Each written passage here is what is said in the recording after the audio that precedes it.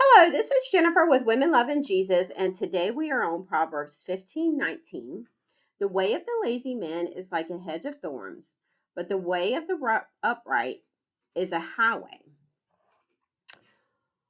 To give an overview of this proverb, what it is saying is that if you're lazy and you tend to be lazy with things, then it is going to be very difficult path. If you walk down a path and there's thorns, if you've ever done that, I've done that.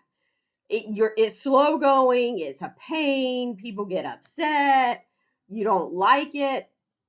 Whereas if you this is talking about the ones that are righteous and that tend to work, it will be like an easy a highway that's just, smooth going, you just keep going forward.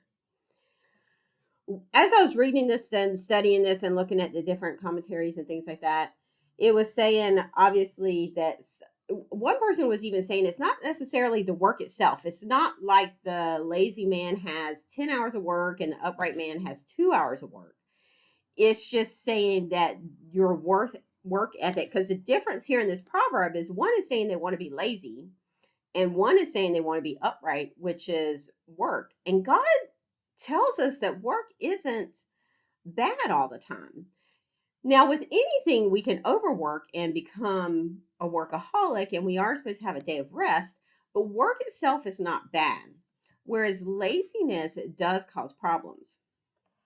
And what I have found is, interestingly enough, in our society, there's this subtle or sometimes not so subtle message that is being told us that the key is to not work. And there's different ways of doing that. There's, you know, make all this money, win all this money, save all this money, and then you're going to do nothing but sit by the pool.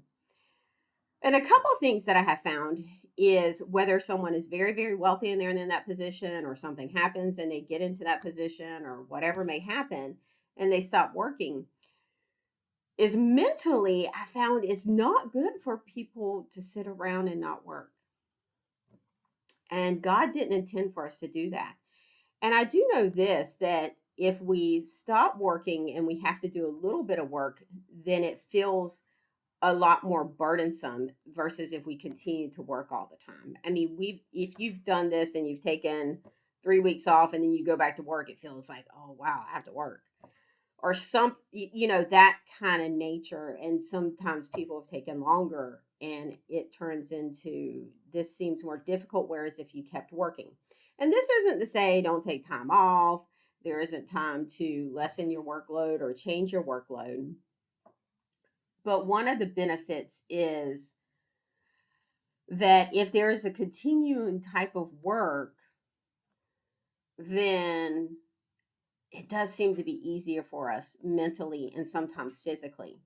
And this, I want to point out another particular thing. This isn't talking about any age. Kids and teenagers, it's good for them to figure out how to work and not create laziness. There's this misconception of my kids don't need to work or do chores. Therefore, because I love them and I want to give them everything, but you're not helping them. And there's this misconception as you get a certain age and you retire and you don't work and you sit around. You may retire from a certain profession or a certain job, but there's plenty of things to do and there's plenty of things to be work. And this is even for people who take care of the home. There's work in cooking, cleaning, managing households, raising kids. So there's a lot of different types of things that we could call work, that God calls work, that this is telling us is it's better to work than to have this mentality of let me be lazy, get out of as much work as I can, or let me try to make a plan that I never work again and I just sit on the couch with a screen in front of me. So I pray that the Spirit of the Lord with this verse today has encouraged you, and I thank you for listening.